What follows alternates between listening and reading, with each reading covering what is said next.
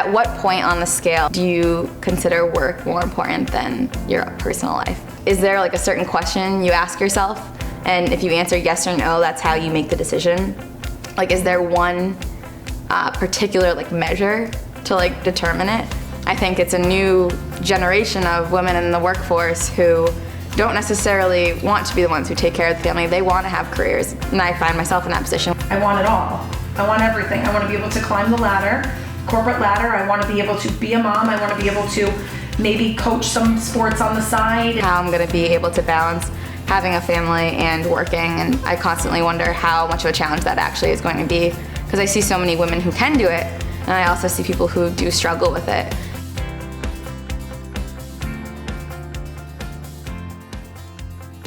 I kind of thought I'd be a workaholic my entire life. Like, that's just, you know, I want to be a CEO someday. I want to own my own company. Like, I'm okay with that. I can never be a stay-at-home mom because I would just go crazy. Like, I think that when I was in college, I thought like all I would want to do is work all the time. That's why I never thought twice about it. I was like, I just want to work. I want to get to the top as fast as I can. And now that I'm in it, I'm like, okay, like I do want to go have dinner with my boyfriend, or like I do want to go see my parents on the weekend. Especially in this day and age where you want to stay competitive and on top of everything, and you know, make yourself stand out from the crowd, that if you get an email or an assignment, I think that it's okay to look at it after 5 o'clock. That's what my 20s and early 30s are for, is to worry about my career and then get to a point where I can have that balance between work and family. I was a workhorse, I'm a workaholic. I was a person that lived to work. Absolutely lived to work. Even to this day, having my baby, I still work 2 jobs. I'm a workhorse. But got pregnant with her, 9 months, gave birth, saw that beautiful face and that smile, and I can't believe it, but I actually changed.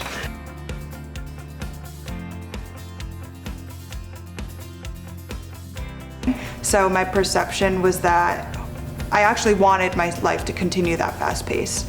So as soon as I started working, it took me a few weeks to realize how different it is to work 8 hours than to be like running all day on campus. Because you would think that being on campus and like going all day would make you more exhausted, but for some God-given reason, for the first like 3 weeks of work, every day I would come home and pass out for like 4 hours. I was working well over 70 hours a week.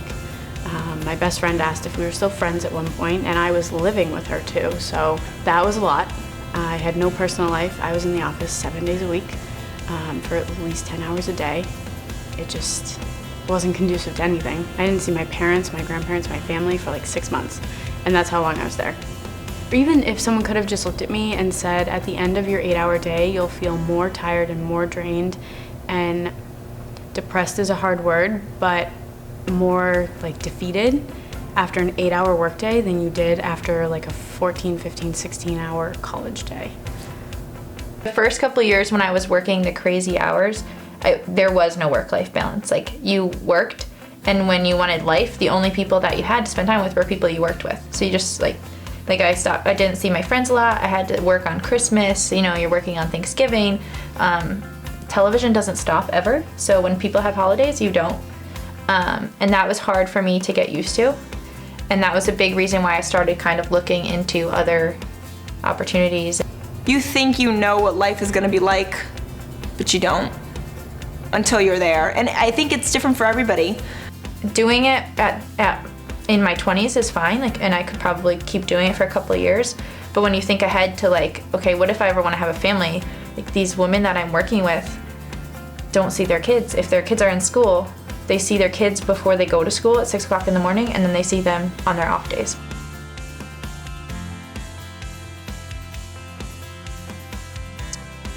No.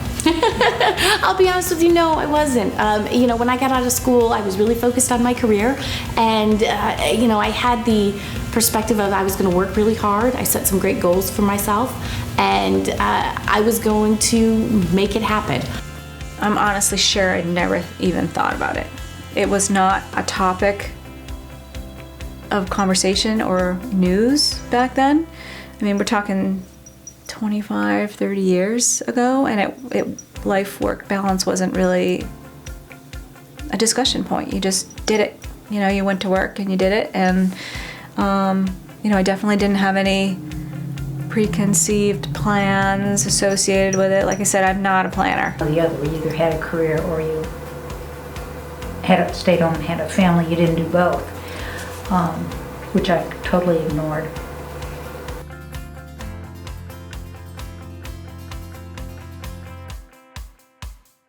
I know a lot of women my age, they know they want a family and they want it as soon as they possibly can, but they are also very career focused.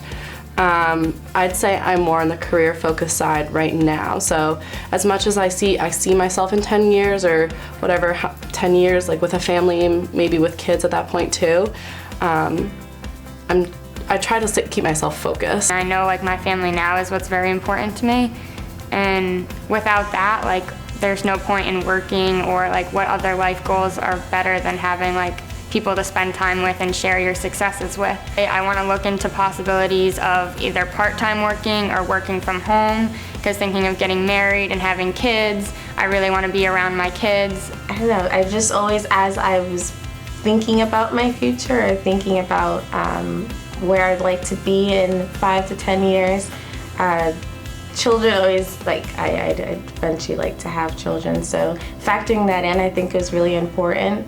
In that 5 to 10 year plan, I definitely wanted to make sure that a career that I chose or the life path that I chose could accommodate children, because that's what I would like in my future. Having kids isn't gonna set me back. I hope to be a wonderful mother, and I do want to have kids, but I do know I want to find the balance between my home life and my work life and not be put down as I am growing farther in my career.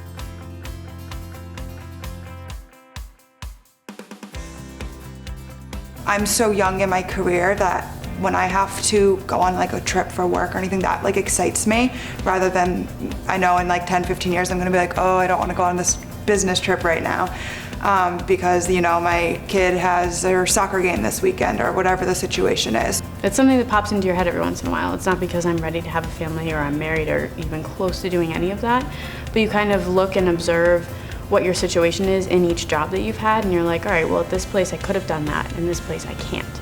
And like, do I want to be here at this company when I'm ready to take that step in life? You work 40 hours a week now, at least I do, and then all of a sudden you have a family down the line that has to take up at least 30 hours. So I feel like I'm almost just going to get thrown right back into the 70-hour work week that I had for a couple months. And I'm wondering how that's all going to work out.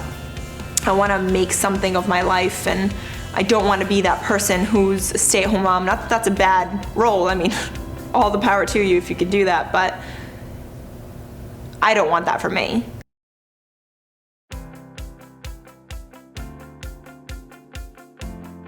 My husband is the primary conduit for me to have been able to do what I do, because I am a workaholic. Not gonna lie, I love it. I get lost in it, and when I'm there, I'm 100% on, and when I'm home, I'm 100% off. I had to learn that I can't do everything the moment everybody wants me to do everything. And I think the key thing is prioritizing. And it sounds basic, and it's something I've always done, but I've got to get even better at it and continue to do that. And you've got to learn to say no.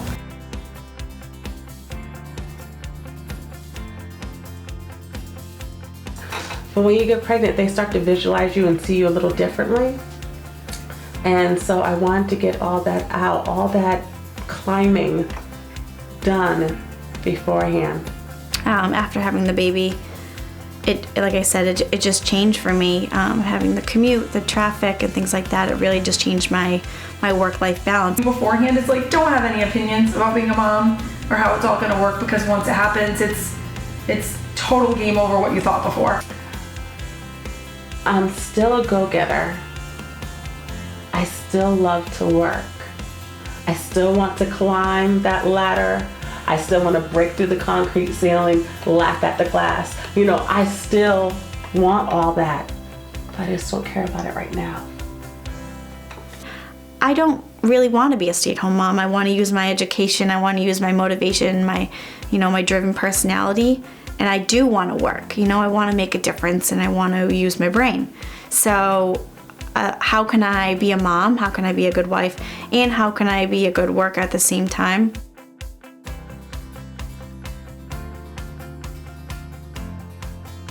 My first daughter was born when I was 37 years old. And for me, the path fit perfectly. I was able to get to where I wanted to with my career. I was able to know that medically it's safe to have children at this age, that there's still a future if I want more children. So I think it all worked out perfectly, and it's probably because I didn't put a lot of stress on it. I waited to get married and I waited to have kids. And it's scary as you think about it, but more women are doing that. It also puts us in a little place of jeopardy because you have till you're 35 before they start saying you might have some issues when you have a baby. I'm forfeiting my career for my family, but at the end of the day, I think that's the best decision that I made. We need people to be in the pipeline. Like, this is always the excuse that you hear. Well, there's no women on the board because there's no women CEOs, there's no women CFOs, there's no women, sales leaders who can take those jobs because they haven't risen up to that volume within that level of an organization, which is primarily how you get to be on the board of a company.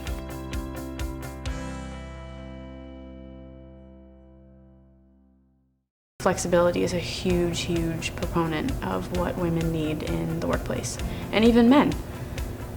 I mean, I'll be damned if the day comes when I have a husband and a child and the child's sick and my husband tells me that I'm the only one who's has to stay home. That's not gonna happen. That'll be divorce number 1 right there. I always wonder, what if I have a child, who is gonna be the one to take a day off when the child's sick? Or, my kid's going to have to be in daycare from the time they're pretty much born. And those are things that I struggle with. I started out in a big firm. I could do everything they could do, but I chose to work for a place that was a salary, which gave me more flexibility. I didn't have to worry about the billable hours, and if I needed time off to do things with my kids, I could do it. And I think that's important. If you're choosing to have both kids and a career, then you've got to make spaces.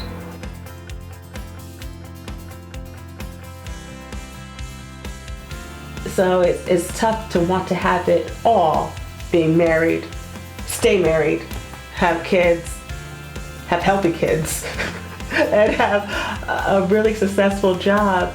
It's becoming rare to see someone with it all. You can have it all. Like how I pretty much pull it together is really week by week, day by day. I've got to, I have the mentality that my family is absolutely first. Being a mom to a 17-month-old that's my first priority. It's what drives me every day at work to do well and to succeed within my career. But like I said, I've gotten myself to a point where I can do that. You can't give to other people, give to yourself, have a family, have an excellent career, have a huge house, drive a nice car, go on fancy vacations. Like, all those things are fabulous, but you can't always have all of them all the time. And I accepted early on, okay, I'm not going to make the big bucks at the big firm because I'm choosing to have a 40-hour work week. Everything's not forever. I know a lot of women that have decided, they've been home and they've decided to go back to work, and maybe they've gone back part-time.